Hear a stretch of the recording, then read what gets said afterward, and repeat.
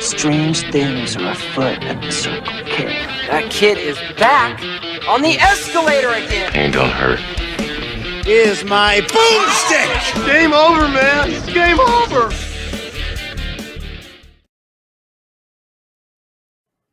Welcome to the Bargain Bin. He is your host, Ben Mason. And he is your co-host, Sandra Luketic. And today we're talking 1987's The Running Man. We assume if you're listening to this episode, you have already seen the movie. Sandra, is this only the second Stephen King movie we've done? Did you phrase that question purposely to make me question that this is a Stephen King movie? No, I'm actually curious. Well, first, I don't know. I don't know why you expect to ask these questions and me to know these things. But I also did not know this was based on a Stephen King thing. Really? Yeah. No, it's based off of one of the novels he wrote under the pen name Richard Bachman. All right. Yeah. I had a collection, like a 4-book set. He's since written, I think, at least one more. I think The Regulators. Great book. I love it. Completely different than the film. I love when they do that. This is based on a book, but it's nothing like it. Oh, yeah. No, it's completely different. The similarity is the main character's name is Ben Richards, and he's being hunted by people. Terrible name. For a game. Ben. Shut up. What? Okay. All right. No, I'm going to ask you a question. Okay. Why are we covering this movie? Honestly, I just picked it randomly. Now, the weird coincidence here is that this is the 35th anniversary for the film. And not just the year. The movie came out November 13th, 1987. And today we're recording this November 9th. So just by chance, we're almost recording it exactly on the day that it was released. And it'll be posting on the 10th, so... Even closer. Even closer. It's getting, or it just got, I think yesterday was an amazing 4K UHD Blu-ray release, and I'm definitely have to pick that up.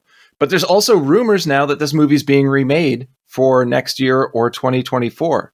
Now, I don't know how they're going to change it because, I mean, the movie's pretty great as is, right?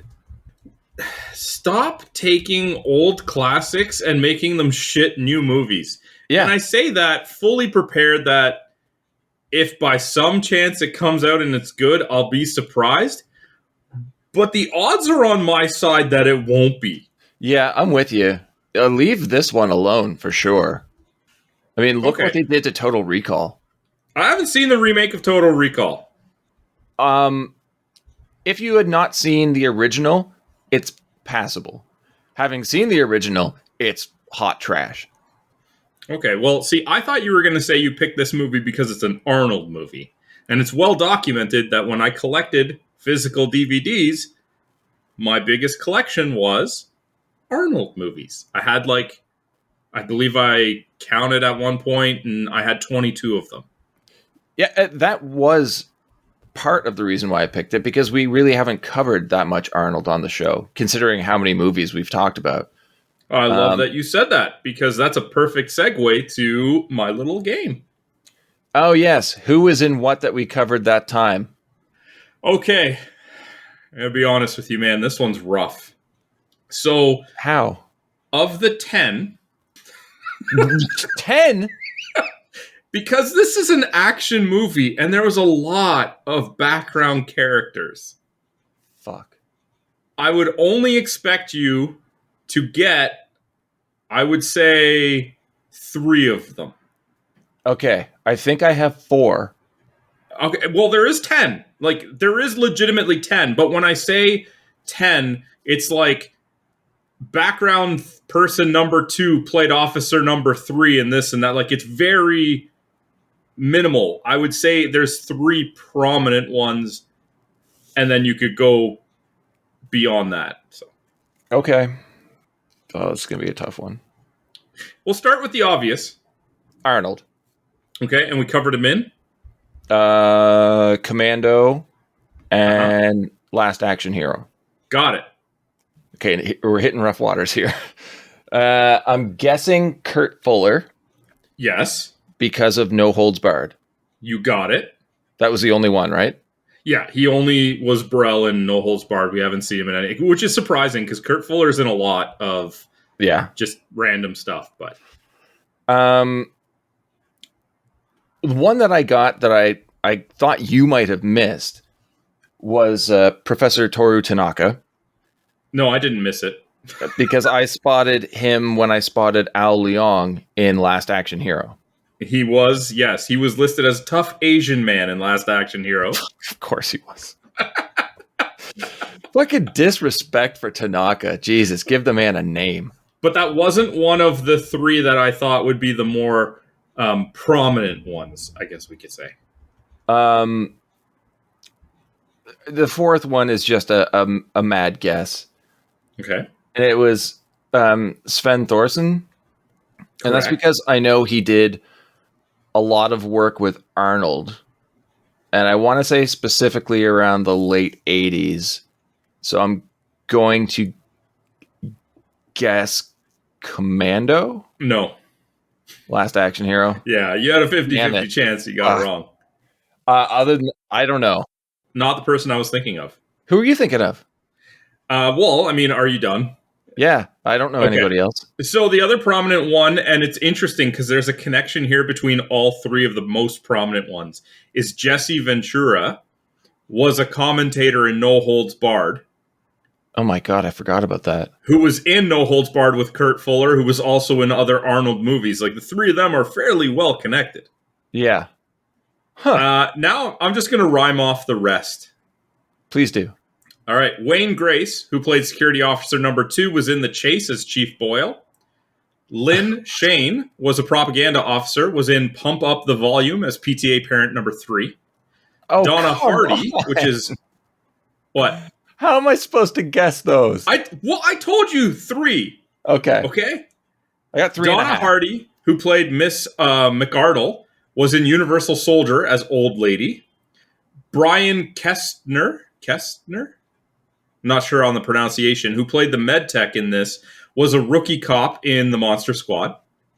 And then the last one, which is Thomas Rosale Jr., who played Chico and wasn't very long in this one, was actually in Commando as Young Gorilla, Universal Soldier as Wagner, Last Action Hero as Vivaldi Henchman, and in John Carpenter's Vampires as Ortega. Really? Yeah. Wow. Okay. I should have gotten the Ortega one. He's in this movie for like a scene, so I don't blame you for not getting it. What a scene. Yeah. Okay, so that took a lot longer than usual, but I mean, there was a lot more names than usual. And again, you get that with Arnold movies. There's always going to be tons of just extras that are not quite extras, but not quite even supporting actors. Before we get into the actual movie, I just want to remind everybody that we now have merch available on Redbubble.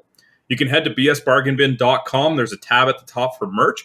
If you are listening to this when it goes live, you still have 1 or 2 days for a big site-wide sale that Redbubble is doing. That is 25% off shirts, 40% off hoodies, and just a bunch of stuff. So check it out. Support us if you want. If you don't, just click subscribe on YouTube. That's great support too. There, I've done my little spiel. All right. I have to say, like with a lot of Arnold movies, there's always a weird creative team behind it. Now, we've already talked about the fact that this is based off of a Stephen King novel, very loosely. But the script was done by Stephen E. D'Souza. And, dude, he did Beverly Hills Cop, Commando, Die Hard 2, Street Fighter, and Judge Dredd, just to name a few.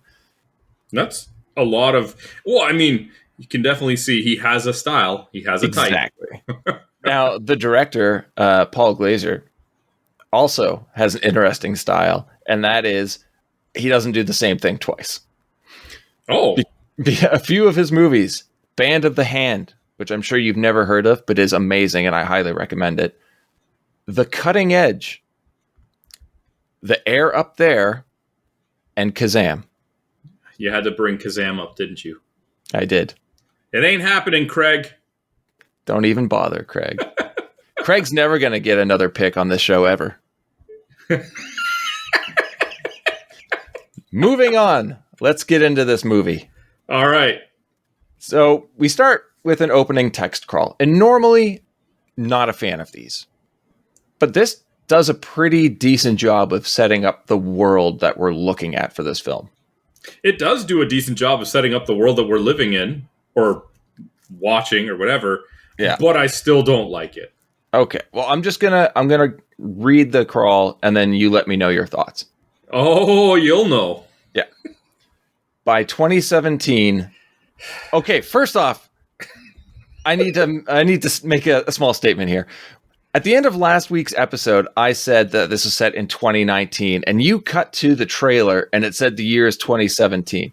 Fair. The movie starts in 2017, but we're only there for a few minutes before it cuts to 18 months later. So give me a break. 2019 is where most of this movie takes place. I'm pretty sure literally nobody called you out on that. I called myself out on it. I hate it. Okay. Okay. I mean, I hate it too, but for different reasons. Oh, come on. By 2017, the world economy has collapsed. Food, natural resources, and oil are in short supply. A police state divided into paramilitary zones rules with an iron hand.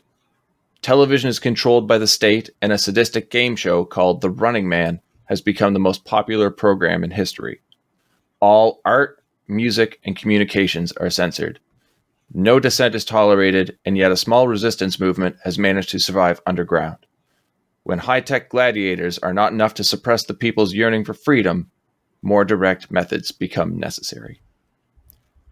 Cool. Right off the bat, there's a typo at the beginning of the crawl. We're not off to a good start here.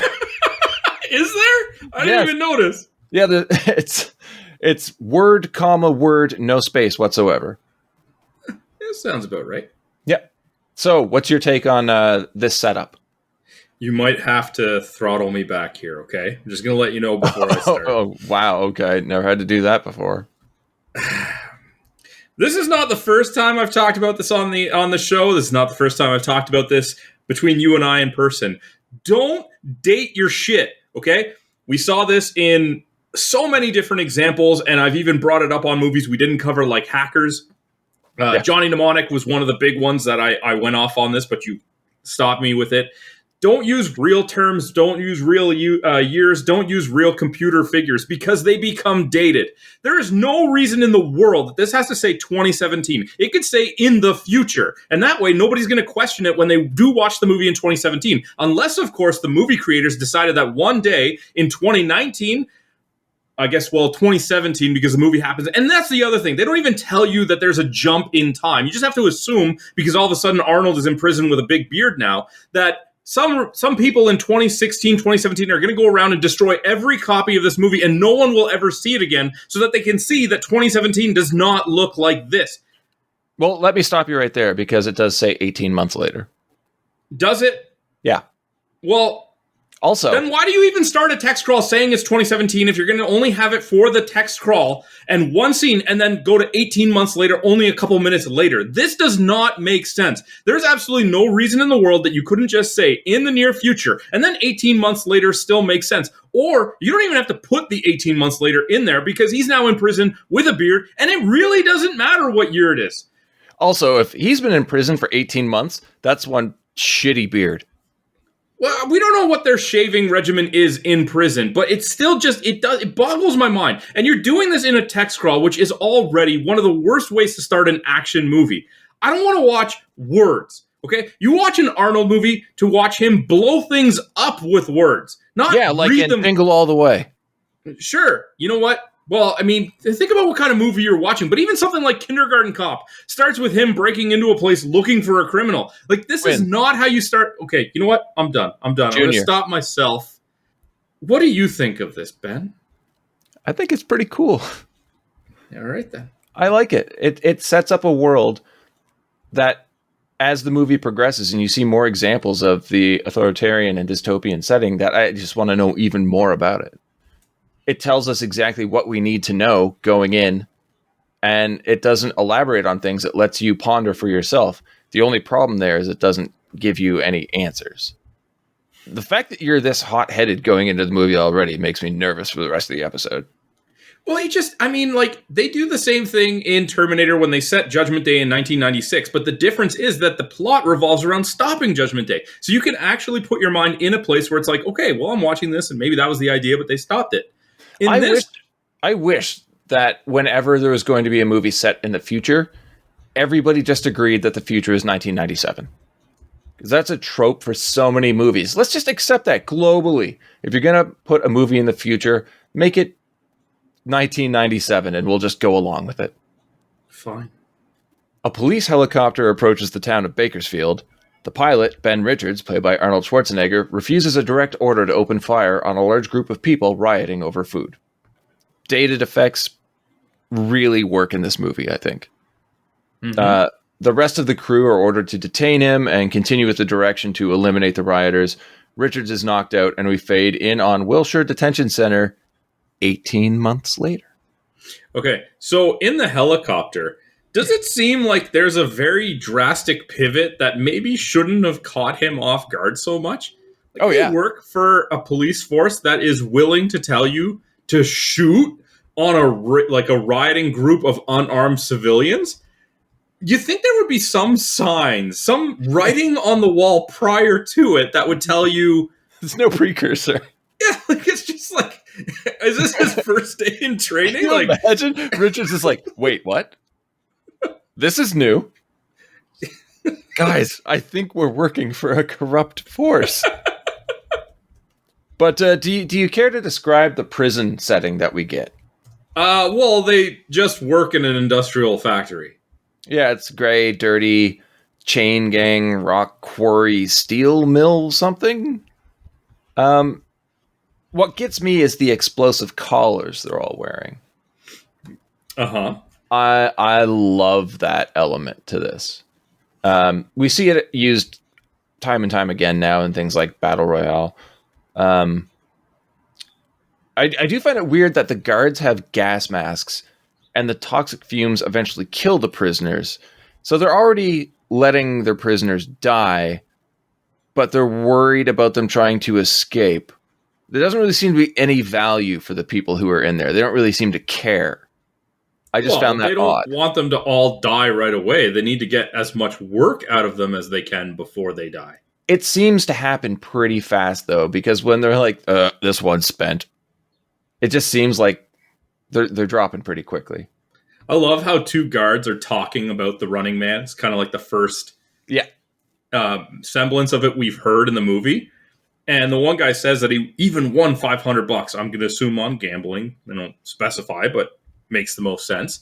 Yeah. And the other guy says, man, you are so lucky. Just as in the foreground, one of the prisoners that I guess succumbed to the gas is just tossed into a hitch. And it's like, I love this like contradiction of like, man, you're so lucky as you're watching a body just get thrown away. We're next introduced to the bearded Ben Richards carrying a girder exactly like Arnold carried the tree in Commando. He's got to start a lot of movies just carrying something heavy on his shoulder. Yeah. And that's fine. Like you said earlier during your crazed rant, it wasn't that. We're watching an Arnold movie for a specific reason, and this sets up that film. Yes. A work team needs to be transferred, and as such, the invisible electronic perimeter has to be shut down so the prisoners' collars aren't triggered to detonate. Watching this as a 5-year-old scared the shit out of me. Who's letting a 5-year-old watch this? I watched a lot of weird shit, man. I think I told you the first movie I ever saw was Nightmare on Elm Street.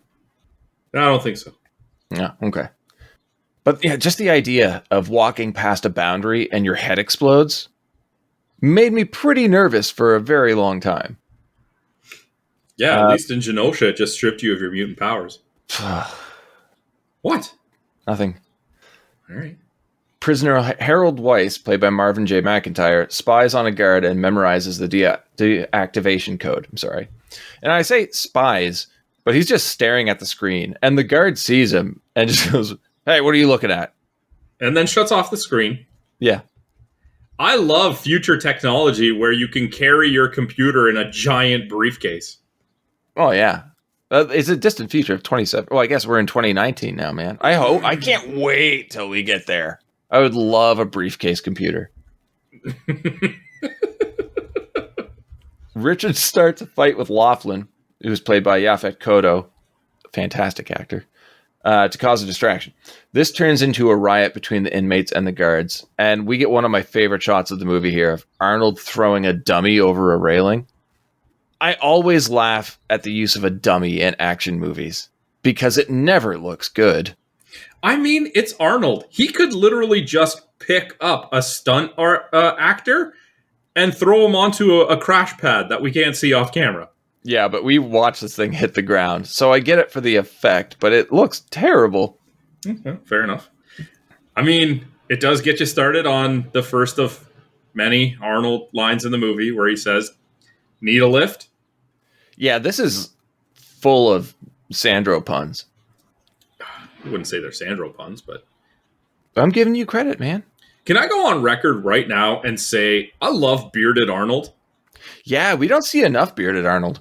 He wears a beard really well. Yeah. I feel like there's more to say about this. I got nothing. It just works. What, the beard? Yeah. I mean, how much can we really talk about it? It's Not much, you're right. Moving on. Yeah. Weiss tries to input the code into the computer, but it's not working, so they move outside. Here, the code still isn't taking, but one inmate, Chico, makes a break for it. So, one of the most memorable and traumatizing scenes in the movie for me, Chico's head exploding. Not just that, but it being followed up by that computerized voice repeatedly stating, "Perimeter deactivated." Haunted. Okay. So, before they go outside, you have a quick exchange between Arnold and Laughlin where they kind of mention like, "Oh, good acting." And actually, there's another Arnold line where Laughlin's like, "Who's acting?" It's like, "You're still alive, aren't you?" And it's like, "Yeah, because Arnold would have killed you if he wasn't acting." But when they go outside and they're deactivating the field, that voice says "field deactivated" a number of times, and then Chico runs for it, right? Yeah. And Arnold is like, his eyes, bug out even more. And he's like, "No, it's not deactivated." And it's like, how do you know? Because the lights are flashing red and green. You can only pass the perimeter when the lights are green. So while the voice is stating it, it's flicking back and forth between being activated and deactivated. Why? Why is it flicking back and forth? I don't get future technology, man. It's 2019. Well, maybe we'll know by the time we get there. With the perimeter deactivated, the inmates make a break for it and escape into modern-day Los Angeles, which honestly looks very much like a dirtier Blade Runner. We get an ad for the #1 most watched television show in the whole wide world, The Running Man, hosted by Damon Killian, played by Family Feud's Richard Dawson. Well, Family Feud host at the time. Do you want to describe the premise of the show? So, I mean, what's to describe? They put criminals in I don't know what you would call it, a race? I guess it's a race against... Arena?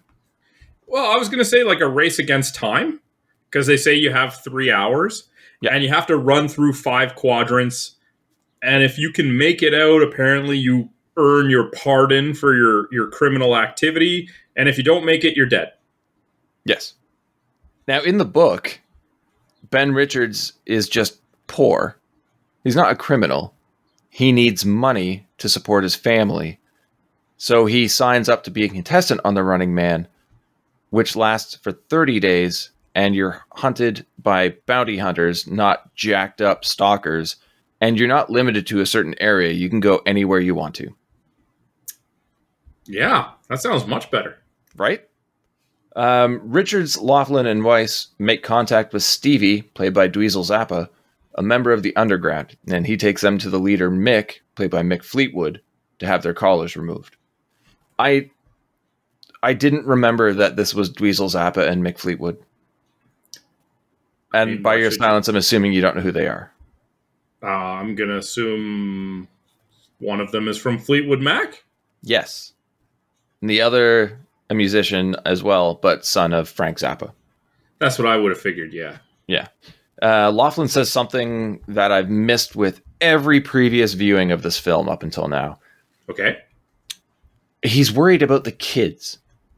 The network, ICS, has shut down the schools, and now the kids are either in hiding or receiving basic training, being brainwashed by the television. Yes. They're using the television and therefore the show to essentially subdue the masses. Yes. But when I heard basic training, it made me think military. That's what I would have thought too, yeah. Which makes me really wonder what exactly is going on in the country. We get what's happening around the LA area, but what's the rest of the United States of America like in 2019? That's a great question. The movie will never tell you. And it makes me so fucking angry. Because... No, man, there's nothing to get angry about in this movie. Nothing. You're right. But no, seriously, man, like... You get that text crawl at the beginning, and you get lines like this peppered throughout the movie, and it just makes you wonder what the fuck is going on outside these limits.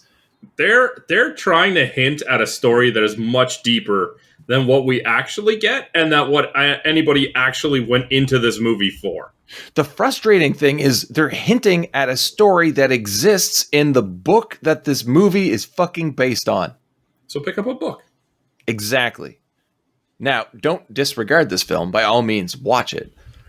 But if you're going to base your story off of an already established book, then strip all of the world building out of the book, yet still throw questions at the audience about, like, I wonder what it's like. What's going on here? And you don't answer it? What are you doing? Yeah. Is this a situation where they could have much easier just said inspired by instead of based on? Yes. Yeah, I think so. I agree. Honestly, if they knew that they bought the rights to a Stephen King book, I think they would have stayed a little bit more true to the story. But nobody at the time knew that Richard Bachman was Stephen King. So I think they liked the idea, bought it, and then just made their own structure around it. Oh, fair enough. Okay, here we are. Sorry about that. The Underground's plan is to shut down the network, get an uplink code, and broadcast the truth to the world. Mick hesitates to remove Richard's collar, claiming that Ben is the butcher of Bakersfield and is responsible for locking up all of his friends and burning his music. See, now, I have a problem with this. I have a big problem with this. I'm sure you do. So, this is the leader of the resistance group who is very much aware of how much the government lies and tries to manipulate people. Apparently has access to the truth for many things, but then still blindly believes that Ben is the butcher of Bakersfield. That's a good point.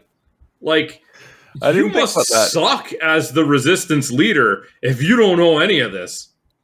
How old do you think Mick Fleetwood is here? I'd say 56. 40. He does not look good for 40. No, it doesn't even look like aging makeup or anything. But no, it fits. He fits the part. He looks the part. Richards insults them all, then proves his intentions by stating it's time for action, not words, but then doesn't follow up with that. Cut to early morning in the slums. Dressed like Bob the Builder, Richards hops a truck to be smuggled into the city and head to his brother's place.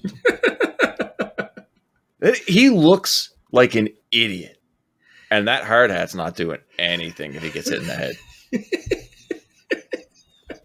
I love how this whole scene, too, when they're asking him to help and he's saying he's out of here and whatever, sounds like they voice over this whole thing. Oh, yeah. And if he's trying to sneak into the city, don't dress so you stand out in a crowd. You mean a giant, muscular man in a bright construction helmet is going to stand out somehow? Yeah, in a filthy, gray city, yeah, everyone's looking at you. But we cut to ICS Studios. Killian arrives to a crowd of adoring fans. And inside the building, we see how much of an asshole he really is after an encounter with Dan the janitor. I mean, I felt like that was Killian's fault. It was Killian's fault. He tripped over Dan's mop. Dan was just working with his back to him, and Killian tripped into it and then said, oh, yeah, like, fire that guy, essentially. It's like, what? Okay, yeah, we get it. You're an asshole. Yeah. If he's here tomorrow, you'll be mopping for the rest of the week or whatever he tells his assistant. Fucking damn the man. Save the janitor. Richards arrives at his brother's apartment, letting himself in with a lock code. Finding lingerie on the back of a chair, he begins to suspect that his brother may not be there anymore. Is that what you got from that? I assumed when I saw this that he saw lingerie and in his mind he was like, oh, my brother had some fun. Yes, if you take it on surface level. Everything about that apartment would be set up differently. Well, I didn't think too much complete with different furniture. But I guess, it's been 18 months. We're in 2019. Things change. Exactly. People redecorate. Exactly. Well, fuck me for thinking about this too much. At ICS, we meet Killian's right-hand man, Tony. Fucking Kurt Fuller. Back again. We love seeing Kurt. Working for an evil network. First time. I think it is the first time. Second time's last action here. Not last action here, no holds barred. That was after this, right? Or was it before? Well, I don't know, but I don't get what you're trying to say here. Well, I thought this was the first time in his career he worked for an evil cable channel. But I don't know. I was just referring to on the podcast. It's the second time. Yeah. I'm trying to think. What other movies did he do that in? This? No Holds Barred. Wayne's World. Still, 3 is pretty good. Anyway, moving on. They begin to go over potential contestants for the next episode of the show. Back at the apartment, the new tenant Amber, played by Maria Conchita Alonso, returns home. And it seems like a lot of this apartment is voice controlled, which I thought was a pretty decent prediction of the future. Yeah, I mean, it is Alexa and Google. Yeah. Although I don't know if I would want to be able to voice control a toaster oven. That just seems dangerous. I like how it's got to be pre-programmed or something because she just says breakfast. And it does the toast and the coffee and stuff. Which, by the way, it's not the morning. I don't know why you're getting breakfast, but... That's a good point. I never thought about that either.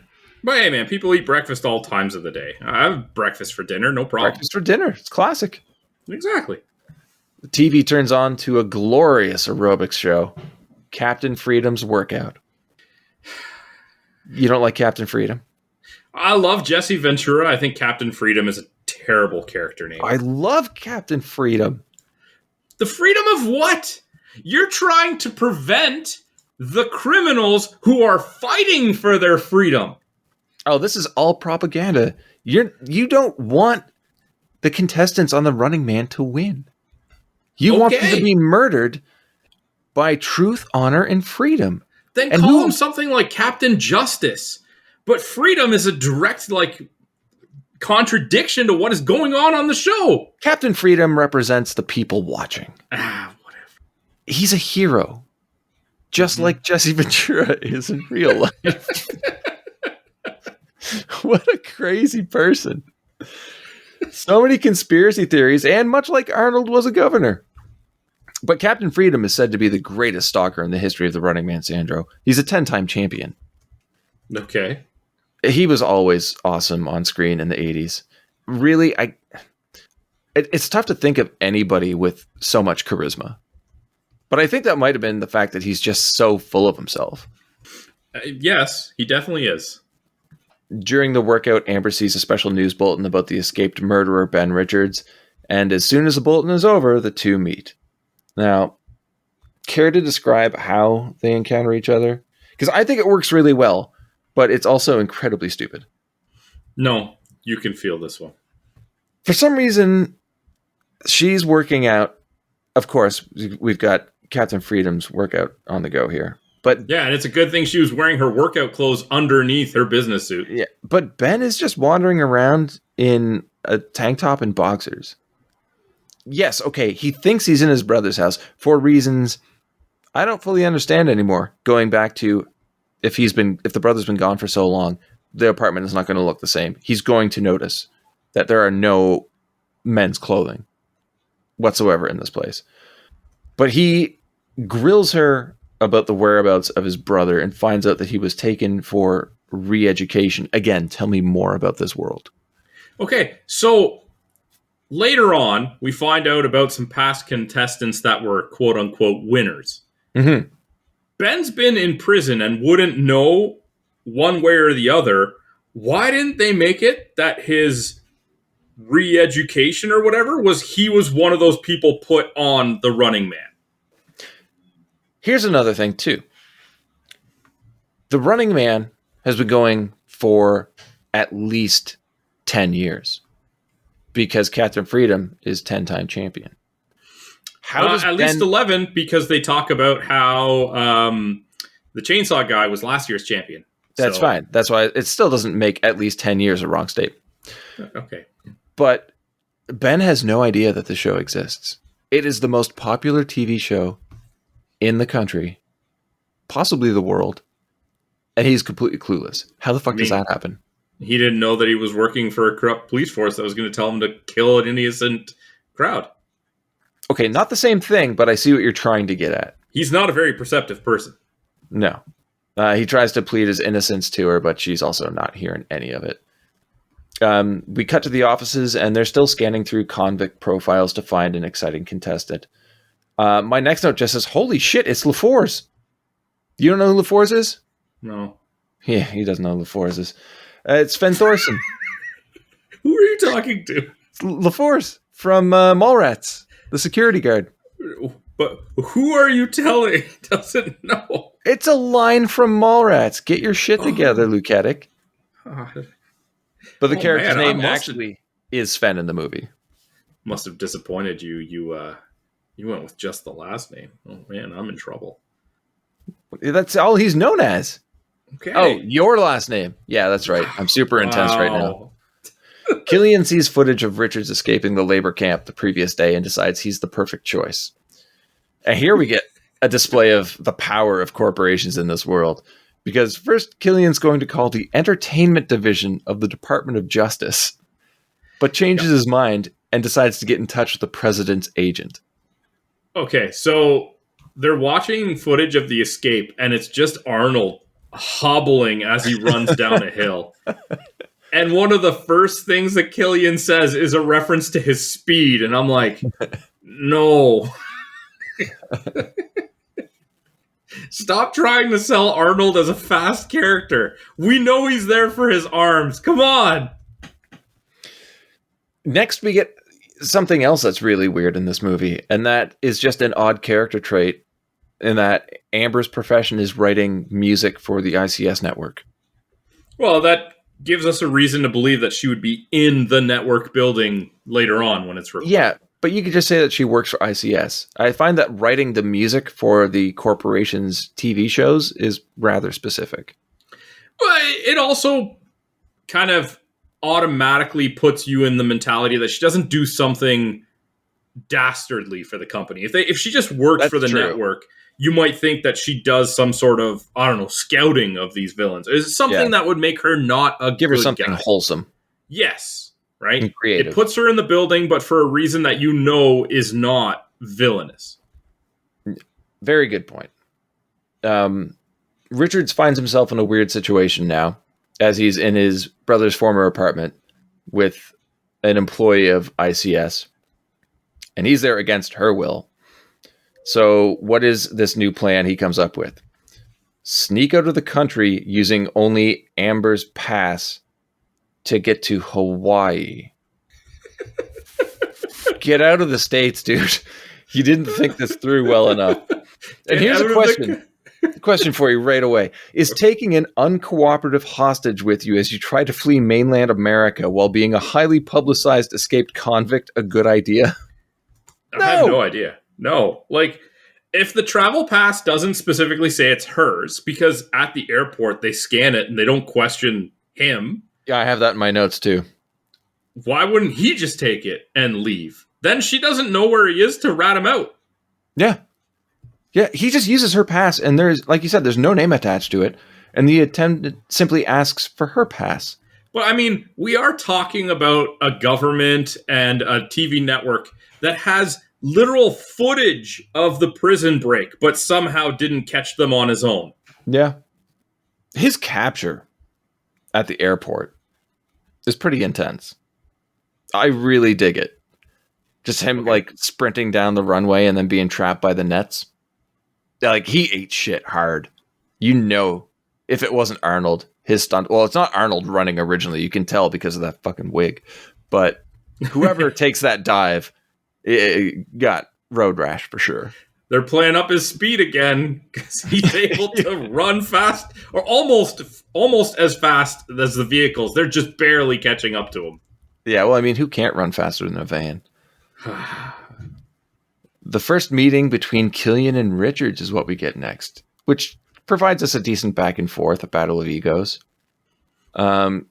Killian shows Richards that he's captured both Laughlin and Weiss, and the threat is if Ben doesn't agree to be on the show, then his friends will take his place. Dirty move. Just say, okay. Yeah. Because, I mean, they play it up. It's like, okay, if you're a military prisoner, you can't be on the show without agreeing to it. Mm-hmm. So, all right. But he's a good guy. He cares about his friends. The medical tests are next, Sandro. Why are they necessary? I don't know. You would think, oh, we're going to put a tracker in him or something. But no, we just see them shoot him up with some stuff. And that's it. Why the needle in the webbing of the fingers? I don't know. It is one of the cringiest things I have ever seen. I hate it. I hate it so much because something in there cracks. Oh, God. Chills just thinking about it. At least say, like, we're putting in a camera or a tracking device or something. Yeah, no explanation. Also, like, yeah, he passes their medical and then is just gassed unconscious, waiting to be prepped for the next day's broadcast. Why would they even care if he passed a medical? You don't want him to win. If he's fucked up, that's better for you. Well, maybe it's the whole thing. It's like, we need him to last a little bit longer, so it's not a 20-second show. Can you imagine? The medical test was just jacking him up with steroids. Maybe. We do get an amazing promo for Cadre Cola. Amber, now at home, sees a news broadcast covering Richard's apprehension at the airport. And the report states that Ben killed numerous people before being caught by the police. So this is Amber's first proof that the news is fabricating events. But I have a major problem here. Okay. The government knows who she is. The fact that Amber was there and obviously didn't get her to sign an NDA or anything, stopping her from telling the truth. Why? Why even let her go? Why say he killed people before they apprehended him? They're already trying to catch the escaped butcher of Bakersfield. Well, they're trying to build him up because they have him for the show now. But he's But if you make him seem even worse than his previous crime, keep in mind, Sandro, 2 years have passed. It's 2019 now. People may have forgotten the fact that he supposedly murdered an entire group of people who were rioting over the fact that they needed food. They use that footage later. That's fine. You can remind them, but you need something new, something fresh, something fake, like murdering people. Okay. Whatever. It's time to get back to climbing for dollars. That's a show and a half. Climb a rope. Take money off of rope. There are bloodthirsty dogs at the bottom of the rope. Avoid gas as you climb. Riveting television. Yeah, I don't think you're getting an explanation on any of that. So. The introduction of Ben's court-appointed theatrical agent, because that's a thing now, Ken Lerner, who seems to be in everything, yet nothing I can name. He plays Jeff's dad in The Goldbergs. Oh, really? Okay, I haven't seen that show. I've been told numerous times to check it out. Oh, he was on, wasn't he in the first season of Buffy? Was he the principal or something? I've not seen the first season of Buffy, so... But it's time for Richard's network debut. The opening of the show. This is a major event, it seems, for every episode. People in the slums are placing bets. We get the ICS dancers, who are actually choreographed by Paula Abdul. Definitely also, I find, an influence for the dancers in Ghost's music videos for Dance Macabre and Rats. But we get an intro to the stalker Buzzsaw. Great. He was last year's champion. Lifting a dirt bike over his head. Strong dude. Never found Buzzsaw intimidating. No. It's the hair. Amber's coworker telling her she's lucky to be alive. Plus a few other things that I just don't mention here. Yeah. As they talk, Richards is ushered past her and is being read his rights / his contract.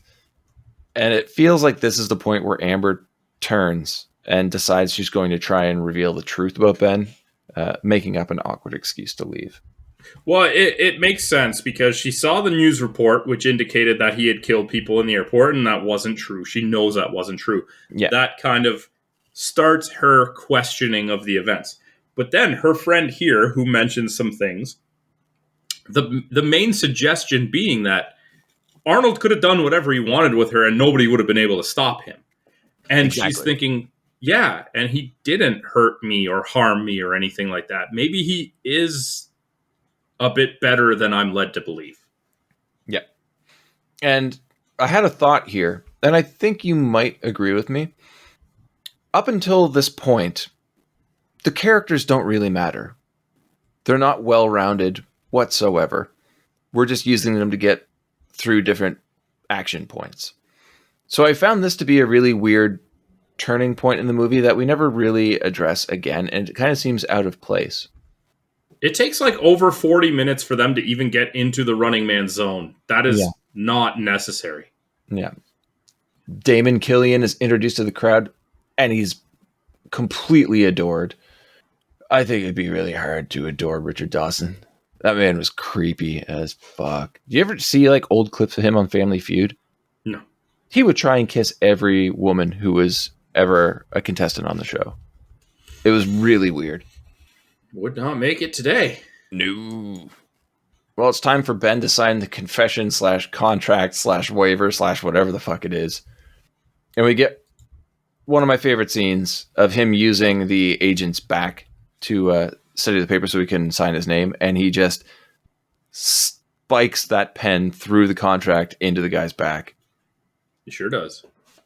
One of the most memorable scenes, again, as a kid watching this, I'm like, holy crap, that's crazy. Killian has the runner for the show introduced. They play doctored footage of Ben actively opening fire on the civilians in Bakersfield, disobeying orders to not engage. So they got this all set up. They're showing the footage out on, the stage, I guess you want to call it, whatever. Yeah, stage. As he's being led to the staging ground. I don't know what you want to call it, whatever. What if he just didn't sign that contract now? Nothing. The contract is unimportant. But he has to. Because they say you can't have... Well, I guess they could just forge his signature. Yeah, exactly. Then why did they even do that? Okay, whatever. There's a lot of those questions in this movie. You just have to go along with it. Cool. We get the unveiling of that sweet tracksuit that the runners wear. Awkwardly marked by Adidas logos. I found that so weird. Like, of all the things, what a weird marketing campaign for Adidas. And the suits look like inside-out cooler bags that have been stitched together. They're futuristic. Yeah. 2019 futuristic cooler bag tracksuits. Seriously, though, man. Like, what was Adidas thinking? Yeah, we're going to be in an Arnold movie. I guess, yeah. They didn't actually make this product. No, I know, but their logo's on like the shoulder and the thigh, I think. It just seems like a weird place. But I guess technically they're your heroes, so I get it. But the purpose of the suit is for horrible people that committed terrible crimes. Anyway, Killian announces the runners who previously won, and you talked about before, Whitman, Price, and Haddad. A video plays of them enjoying having their criminal records cleared and being on vacation in Hawaii. I love how they show all three of them in the exact same backdrop. Oh, yeah. Well, it's legit. They're in Hawaii, right? So you literally in the same place. You couldn't show them in different locations? Why are they on vacation together? That's what I'm saying. Like, we're presuming that they weren't on the same episode of the show. So what? They go on vacation after they win and then they just stay there? Okay, sure. Actually share one hotel room. Yeah. Maybe there's a compound for former winners. I don't know. But we're going to send you to the prison in Hawaii. Didn't even try to change it up, like, at all. Quick shot of Amber sneaking into a media room. Then back to Killian, who reveals that although Ben agreed to the show, Laughlin and Weiss are also runners on the episode. The villain lied. That sneaky bastard. Couldn't have seen that coming. 5-year-old me saw that one coming. Like, when he was given the ultimatum, I'm like, oh, don't do it. He's going to betray you. 5 years old, Sandro. Yeah. Already calling how the movie plays out. And it's like nobody at all, like Arnold's not looking at the other chambers that drop ships and is like, huh, there's two of them. I wonder what's going on there. Perfect. What do you think about those weird jet cages used to send the runners into the zones? That's just pointless. Whatever. I mean, it provides some pretty cool visuals, but they're in those tubes for quite a while. So, like, it seems like they're all going underground. So I'm guessing this studio's high up in a skyscraper or something, but they're in there for a while, but they come out ground level. I completely missed in previous viewings that the area is split up into 4 zones that were devastated by the big quake of 97. Did you catch that? 97. Exactly. Stick with that. Amber finds a disc containing raw footage of the Bakersfield massacre. That you just keep on site? Not with, like, the Department of Justice Entertainment Division? Yes, exactly. That is my problem here. The filing cabinet's not even locked! No, you just get into the room and then you go through all of this stuff. All this incriminating footage. They even have one saying edited for TV in front of the one that just says raw footage. Mm-hmm. So the rules of the game. The runners have 3 hours to make it through all 4 zones. Our boys are fired down the tubes and into the game arena. And of course, back in the media room, Amber's caught. A random member of the audience is called upon to pick the first stalker. Sub-Zero. Probably the most memorable one for me, played by Professor Toru Tanaka. Sandro, please describe Sub-Zero. No. Please do. No! Why? He's a fat Asian hockey player with a stick that is also a blade sword? Perfect. Absolutely ridiculous. I love how he comes out on the stage and he cuts the gong in half. You just see, like, they should have had, like, some producer in the back just like, oh, our gong budget just keeps going through the roof. You can't give him the hockey stick on stage. We can't trust him. He's a madman. Completely unpredictable. It's not unpredictable. Can you imagine, though, they take the gong off and next time he would come out, he just, like, hacks a person in half. They're like, fuck, bring the gong back. Bring it back. Much easier to deal with a gong budget. Great hype video from the locker room starring Captain Freedom, who was immediately pissed when Killian cuts him off.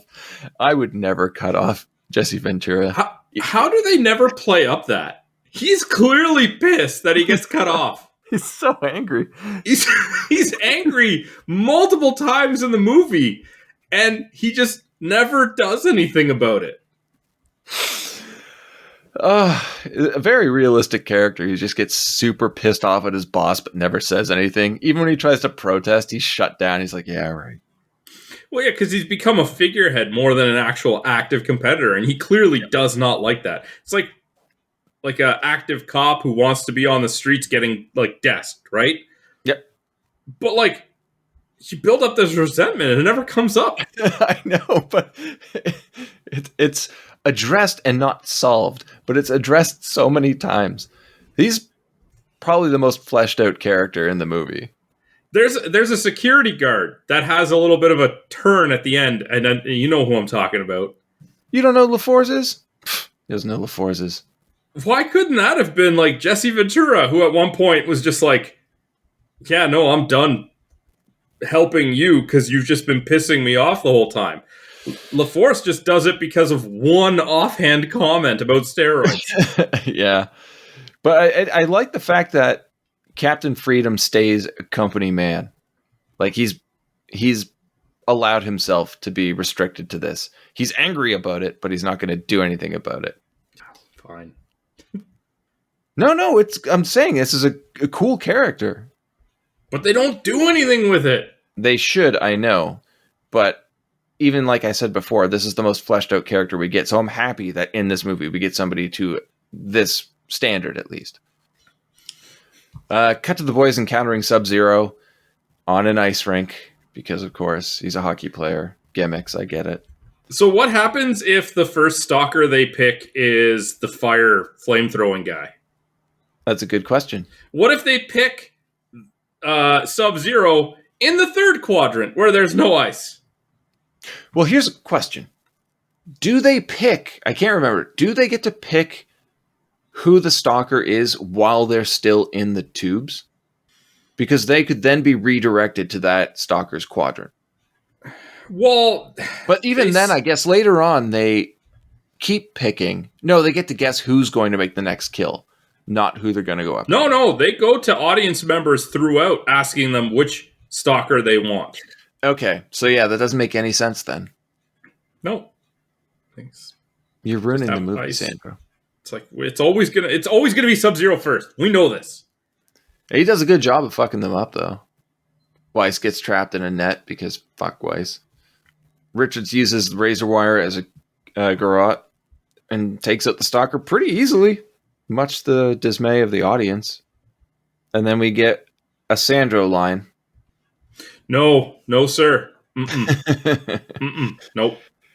It's probably the worst line in the movie. It's one of Arnold's worst lines, period. Hey, Killian, here's Sub-Zero, now Plane Zero. Doesn't make any fucking sense. No. This is coming from a guy who had 22 Arnold movies. This might be his worst line ever. It's really bad.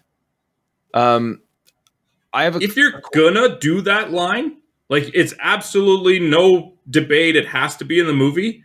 Don't put the plane in here. Just Zero. It's still stupid, but it's not nearly as stupid. Yeah. That's really dumb. Somebody had to have pointed that out, right? No, it made the movie.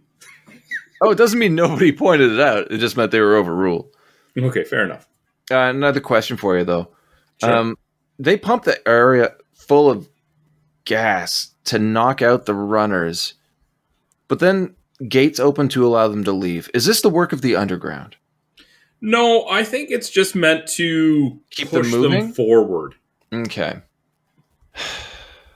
Well, because you can't summon, say, Dynamo now in his car in an ice rink. That wouldn't make sense. You got to move them to a quadrant where somebody else will randomly pick the right person for the right scenario. Dynamo on an ice rink would be much more entertaining than any other Dynamo scene in this movie. But that's what I'm saying. Like, it's quite obvious what it has to be. Yeah. Okay, something else here.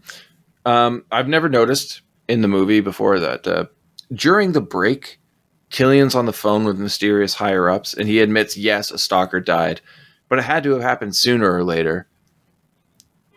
How has this never happened on the show before? I actually thought about this a lot, and I thought the only way it could be is that people escape them. Well, you Unlike have to survive for 3 hours, right? Yeah, and Maybe in my opinion, it's like they were literally able to just run and hide to get away from them, because otherwise there'd be no. Because they're like Sub-Zero comes out and they're like he had X number of kills, and it's like okay, well the only other possibility would be escapes because he ain't dead. Yeah. Yeah. It's during this scene though that I think we get one of the funniest moments of the movie with Killian on the phone. And he's just like, huh? Yeah, I know a stalker died. Well, it had to happen sooner or later. Look, it's a contact sport, right? Yeah, but you see, you guys you can't have it both ways. You want ratings, you want people in front of the television instead of picket lines. Well, you're not going to get that with reruns of Gilligan's Island. Gilligan's Island.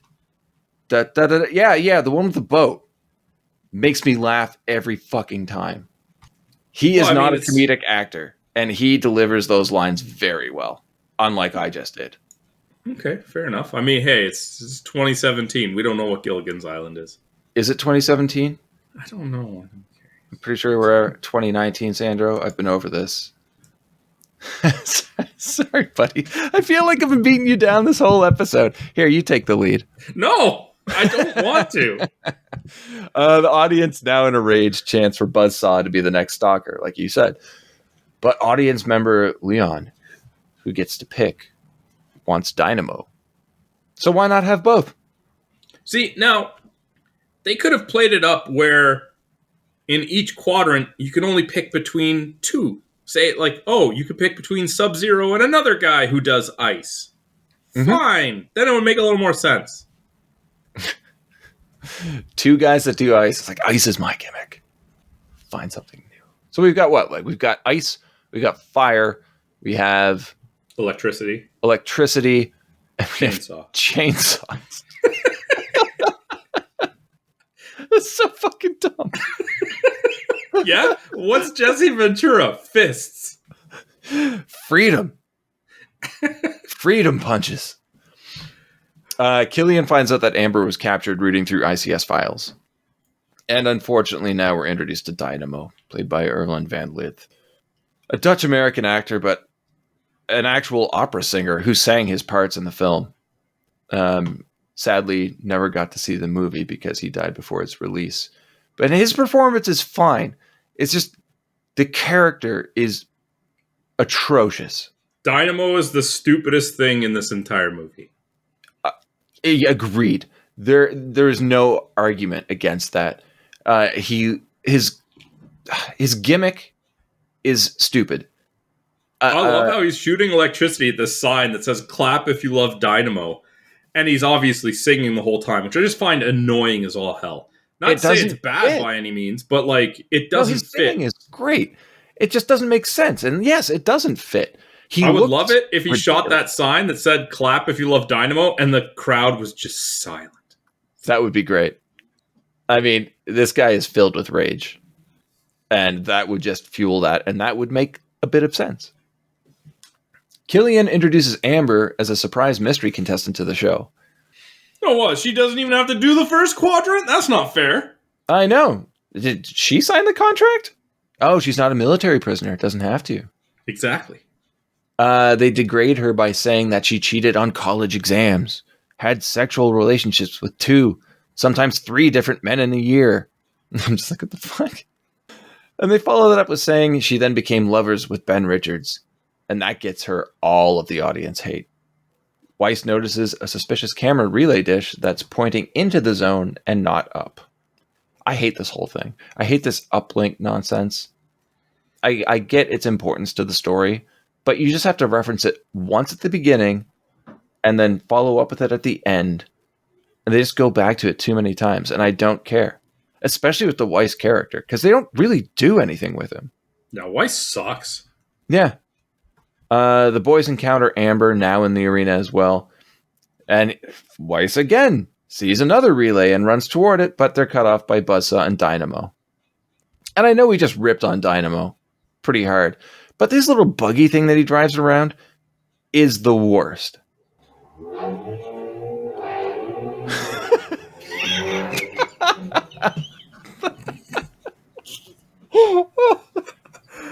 That was perfect timing.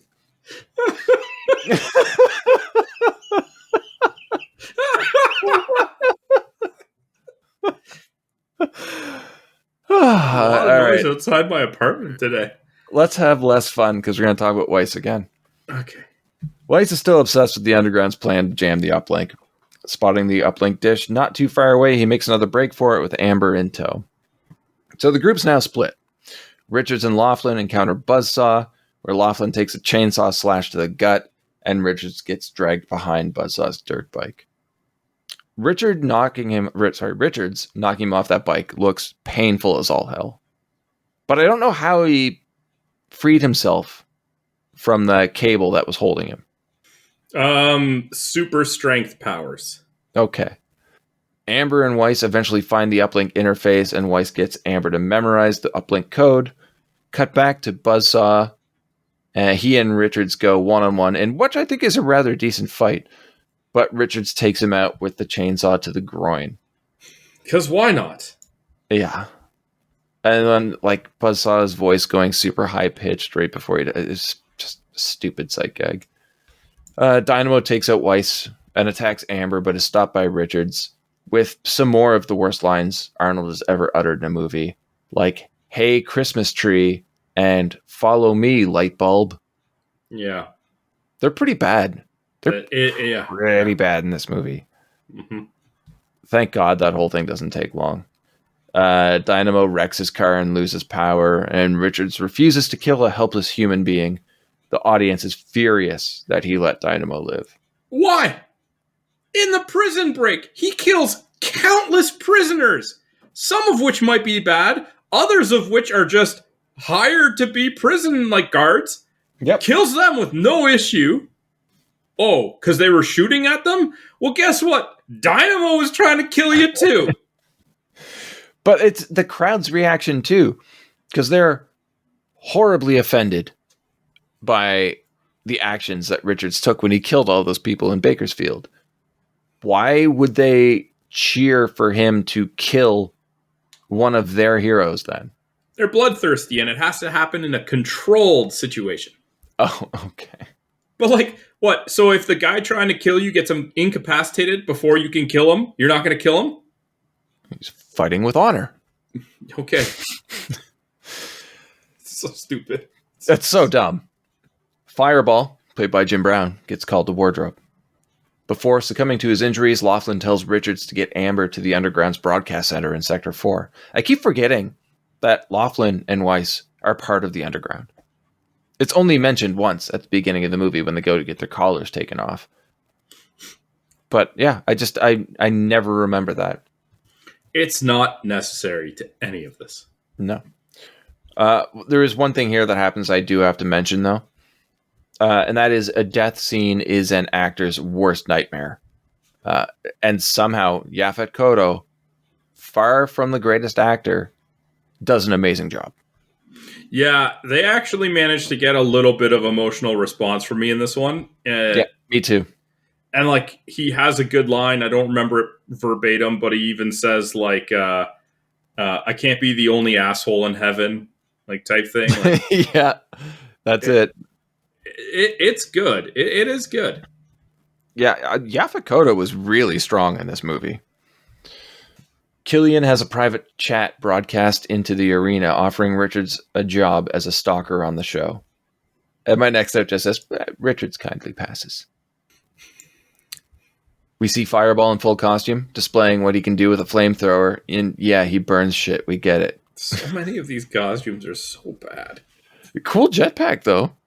Sure, fine. The best reaction to Fireball is Captain Freedom, who's just so unamused and then just stares at a poster of himself from his heyday. We needed more time with Jesse Ventura in this movie. My favorite Captain Freedom time moment happens later when they're going to put him back into active duty, and he comes in wearing a shitty toaster. He's so angry. So furious. It even sounds like cheap plastic when he's moving around, and he's so angry.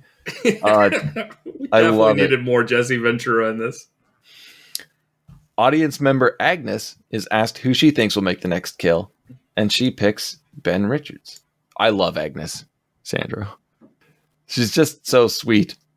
Little old lady picking Ben Richards because that boy's one mean motherfucker. Oh, they're even like, you can't pick Ben Richards. She's like, I pick whoever I want. Oh, Agnes, favorite. This causes a slew of bets to be placed on Richards, and that crowd turned rather quickly. Well, I mean, think about it. We're talking about a show where presumably they've never had a stalker killed before. He's now killed at least 2, right? Yeah. But with that, though, it's kind of like the entire audience is like, fuck it, let's cheer for the mass murderer. Well, I mean, here's a guy who's unarmed, destroying these stalkers. Well, I mean, he choked Sub-Zero to death with razor wire. Yeah, but I mean, like, he's not coming in with a weapon. He has to make do. With other weapons. Okay, fair enough. Richards and Amber have some fun banter while looking for a broadcast center, which really did make me laugh. Where she's complaining and says, like, we should have taken that trip to Hawaii. And he quickly responds with, I had the shirt for it, but you fucked it up. Yeah. Gold. We need more writing like this. Like, the back and forth between the two, it seems pretty natural. But I don't think we've ever seen Arnold and Alonso act side by side ever again. I don't think so. This movie. It's a shame. Fireball arrives and chases the two. Amber discovers the charred corpses of Whitman, Price, and Haddad, the previous season's winners. I do enjoy the reveal here that there is no actual hope of escape or pardon. Yeah, but like, why would you just leave them in the zone? Makes no sense. What if the camera was on them at that time? Makes no sense. Yeah. As we're supposed to believe that the cameras are watching everything, I assume that they would be following a stalker when he's face to face with one of the contestants. Why wouldn't you move the bodies out of there? I have no idea. Like this I said, is the stupidest evil corporation that there is. Well, I think this is the corporation. So I'll just let that sit there. Fireball traps Amber, but of course Richard saves the day. He rips up Fireball's gas line and sets him ablaze with a flare. And another great line, Sandro. Mm-hmm. Do you remember it? Mm-mm. What a hothead. Yep. With Fireball dead, Captain Freedom gets called to wardrobe. And yeah, we get the scene of him hating that getup that he's supposed to wear. Just storms in on Killian. He's like, no, I'm not wearing this. And he's ordered out. And he listens. Well, he's kind of guided up by LaForce. I feel bad that we're calling him LaForce instead of Sven, but he's LaForce. We get a dance to send a tribute to the fallen stalkers. In the production booth, Richard's likeness is mapped onto another man who fights Captain Freedom. This way it appears that Richards has been killed. The weird thing here is that it's old footage. This didn't need that stupid outfit. No. Any hardcore fan of the show, though, will not only notice that Captain Freedom probably looks a bit younger, but this is shot for shot an episode of the show that's already happened. I thought this was happening live. No, in a studio. There, I guess, yeah. I don't know. I've read a few things about this. Even when they remove the mask of Ben's face off of the one, employee that, whatever, they say, oh, he's dead. No, he's like, you didn't have to kill him. And that's why I thought it was live, too. So I looked into it a bit, and the common belief is that this is old footage. Then why would they have to make the comment about killing him? They already know that guy's dead. They've seen the footage. I don't know. I'm just saying what I've read. Okay, I thought it was live. It seems to be a lot to take place in a very short amount of time for it to be live.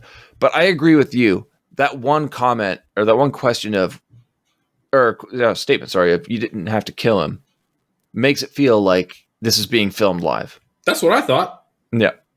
The underground finds Richards and Amber. In their base, they all watch the broadcast of the fake footage.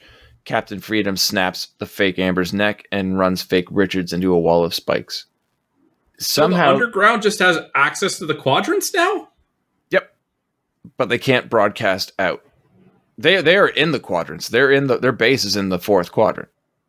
Would have thought that'd be closed off for the show, but okay. Yeah. I don't know why this inspires Richards to take the lead fighting for the underground, but it does. And this is something that we see happen in a lot of movies we cover. You get to one point in the movie, and then they just rush the ending. Yeah. And this is a mad sprint, which is amusing because the movie is The Running Man. But Amber gives them the upload code as well as the raw footage from Bakersfield.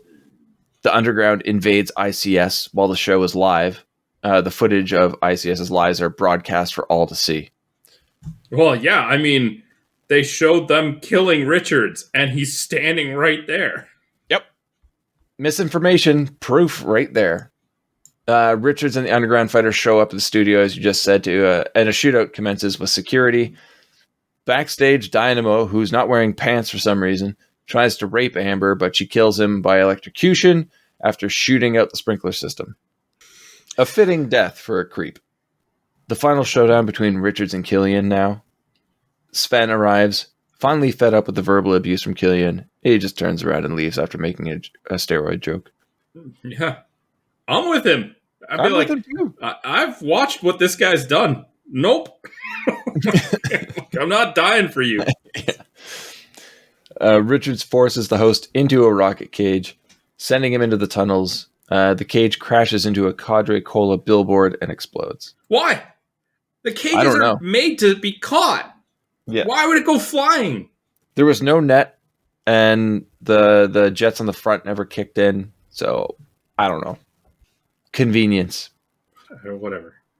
Realizing they've been duped this entire time, the crowds in the slums start cheering and chanting Richards' name. Amber meets Richards on stage. They kiss and walk off set as the broadcast cuts to a "Please Stand By" screen. And as we fade to black and roll credits, the amazing 80s song "Restless Heart" plays. End of movie. Didn't end on a strong note. No, it didn't. No. It really feels like they wrote themselves in a corner, didn't know how to finish it, and were just like, okay, whatever. Yeah. Here it is. When do you think this movie started going downhill? That's hard to pinpoint. I'd say probably when Dynamo takes out Weiss and Richards has to save Amber. From that point on, I just didn't care anymore. There was this text crawl. Wait, you didn't like the text crawl? No, I was cool with it. Okay. Yeah, this is a weird one, man. Did you know that the Christopher Reeve was supposed to play Ben Richards? That would have been different. Really weird, right? Yeah, it would have been a completely different movie. Should we get into numbers? Yeah, man, for sure. So what are you thinking? For a budget? Yeah, what do you got there? I'm so bad at these. 17 million. 27. Okay. Now, do you think the movie was a success? I would say so. I mean, this is a big part of Arnold's, this was his, he had this string of movies around this time that were kind of propelling him into stardom. So I feel like anything would have brought people in for him. Unfortunately, I only have the domestic gross, not international. Okay. But domestically, what do you think it brought in? 40. Just about, yeah. 38.1. Oh, okay. Nice. Yeah, I would say this movie was successful, just based off of those partial numbers. The reviews, the ratings are what really kind of have me wondering. Because I think this movie is pretty good, but I don't know. What do you think? What do you think I got on IMDb? I'd say probably like a 6.4. 6.6. Okay. All right. Yeah, and it kind of stays that way through the other two ratings too. So the critics for Rotten Tomatoes, 51. 67. Oh, I went in the wrong direction. Okay. And the audience, 51. 60. All right. So all between 6 and 6.7. Okay. I think it's a bit better than that.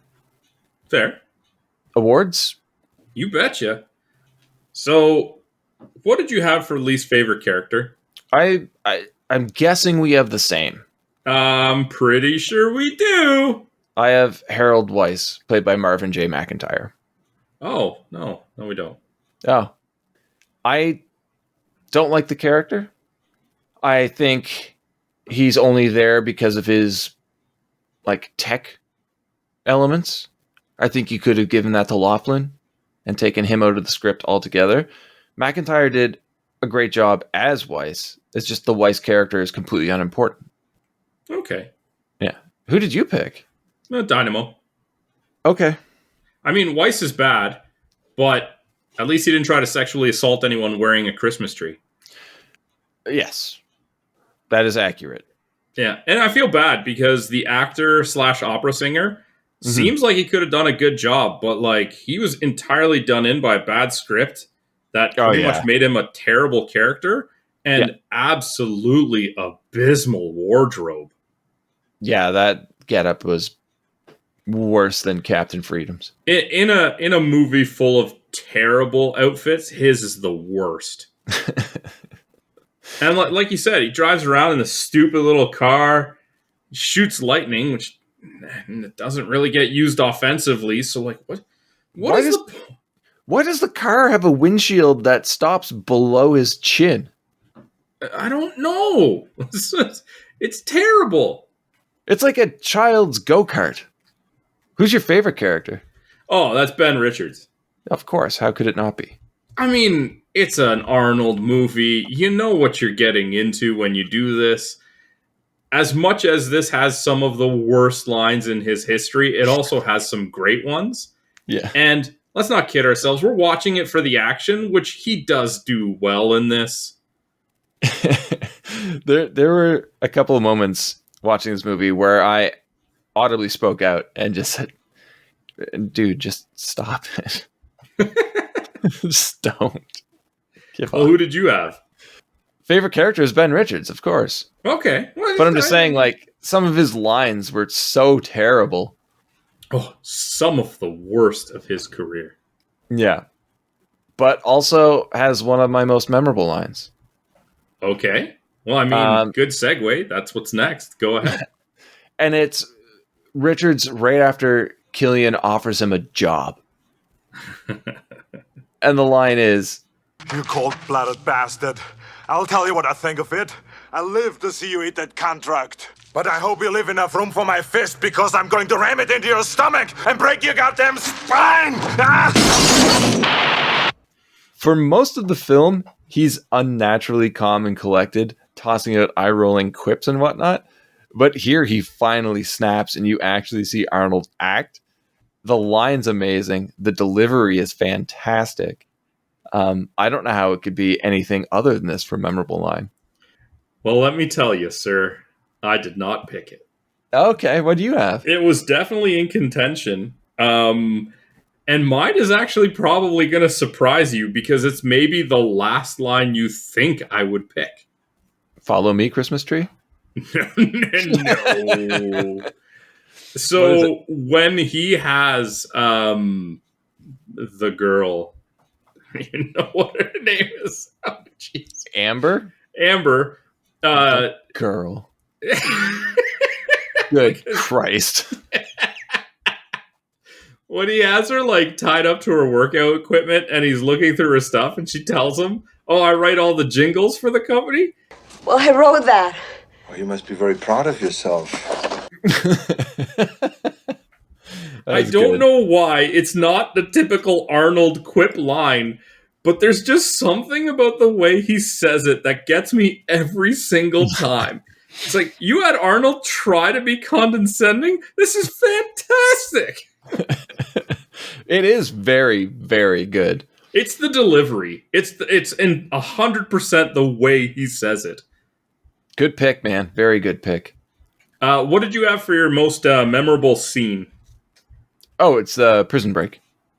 Mainly because of Chico's head exploding and that perimeter deactivated voice. It still haunts me to this day.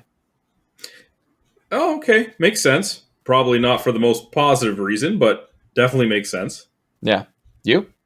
So I had it when he signs the contract and then stabs the pen into the agent's back. It's pretty If good. you watch the scene again and look at Sven in the background, he makes a face that I can't describe, but it's priceless. He almost like lifts his eyebrows a little bit, like, huh, did I just see that? But then goes back to not giving a shit at all. Yeah, he's really good in this movie. It's such a subtle thing in the background, but then the agent is freaking out, and like right before he does it, like before he grabs the paper and the pen, you see this like little smirk cross Arnold's mind, and it's like you could pinpoint the moment where he decided that would be hilarious to do. It's just so good. Yeah, it's very well done. And I like that you brought up LaFours, because he's basically the silent Bob in this movie. He doesn't say anything until the very end. But he is so good at conveying emotion through just a brief glance. He is like, he could have been maybe my second favorite character. I think he would have needed to do a little bit more, but for what he does it fantastically. Yeah. All right. Well, what are your final thoughts on The Running Man? The Running Man is a crazy, stupid movie. I think it's incredibly entertaining, and only up until recently, I thought it was great from start to finish. But with the last two viewings, it definitely falls apart at the end, and it leaves a bad taste in your mouth. But there's enough fun stuff that happens from the beginning through the middle of the film that it's just so ridiculous. I could recommend this to everybody. They might hate it by the end of it, but they can have a great time up until then. And it's just so weird. I like the sci-fi elements. I like the futuristic elements. The action's pretty good for the most part. The writing is god awful. It's terrible. But like you said, there are some really shining moments from Arnold, from Sven Thorsen. Jesse Ventura steals the show whenever he's on screen. I really think Yaphet Kotto does a great job as Laughlin.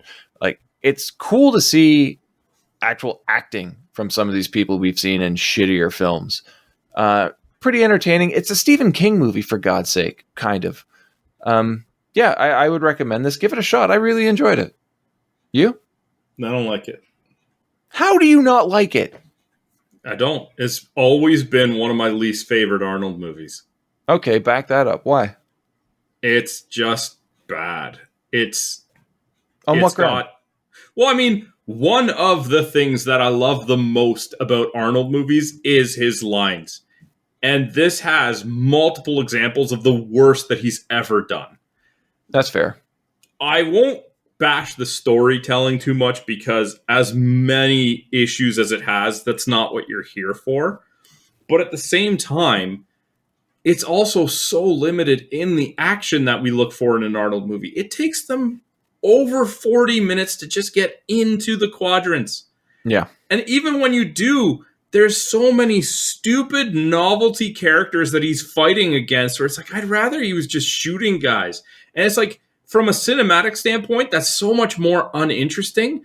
But in this, it's like, what the fuck is he doing fighting a guy on a hockey rink? It's just, yeah, I don't know. It like, I can still recommend it because I know there's an audience out there for it. But at the same time, there's so many more Arnold movies that I would sooner recommend people watch. Fair.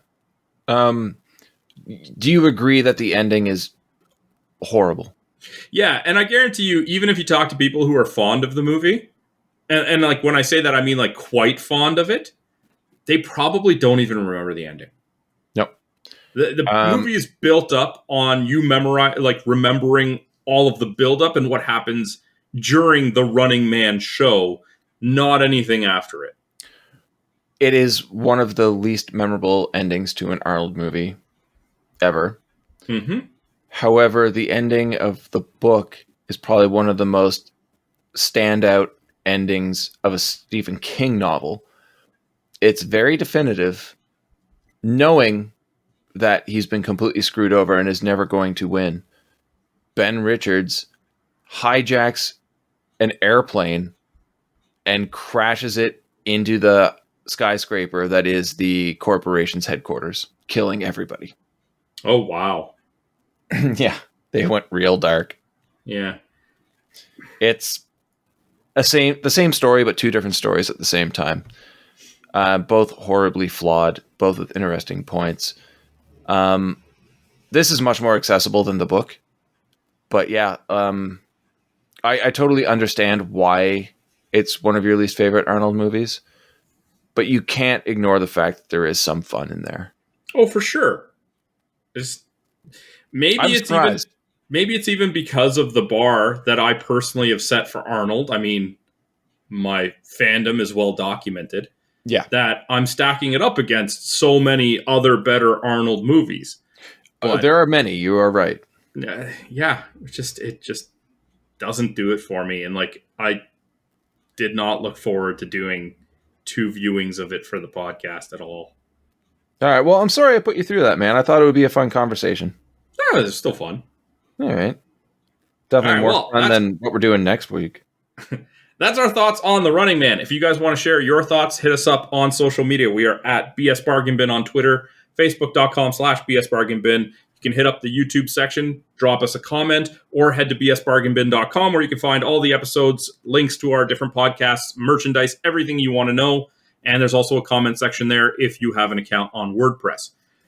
Next week, Ben. Yes, sir. I believe you said we are never doing another Craig pick? Correct. What are we watching next week? We are watching Craig's pick, 1993's The Sandlot. I know you're smart, and I'm proud of you. I want you to make some friends this summer. Meet Scotty Smalls. Kale, get it! The kid is a L7 weenie. My life's over. Man, this is baseball. You gotta stop thinking. You just have fun. Climb trees, hop fences, get into trouble. Just stand there and stick your glove out in the air. I'll take care of it. Now he's in. Yeah! All right! With the coolest guys in the neighborhood. They've got the look. Wendy Peppercorn. Wow. Hey, girls. They've got the moves. They've got the rap. Blockhead, geek, jerk, idiot, moron. You bob for apples in the toilet, and you like it. You play ball like a girl. Yeah. I got it! Oh, no! But something else has got their ball. That wasn't my ball! Dad's father gave it to him. Babe Ruth signed that ball. Babe Ruth! We gotta get that ball back. Got any bright ideas? Initiate retrieval section number 1.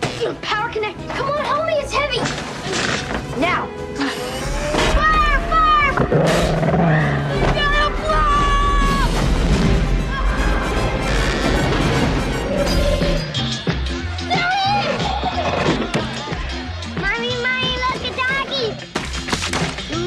Big doggy. 20th Century Fox presents... Hey guys, it's the Sandlot babies. You're the ones that making all that racket. A lifetime of adventure. Come on, Squid, you can do it. Pull through, bud. You little pervert.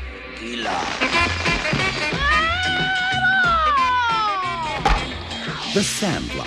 A little piece of paradise, a half a block wide, and a whole season long. Scotty, have you made any friends yet? Oh, I'm sorry, Mom. Until next week, have a good one. All the best.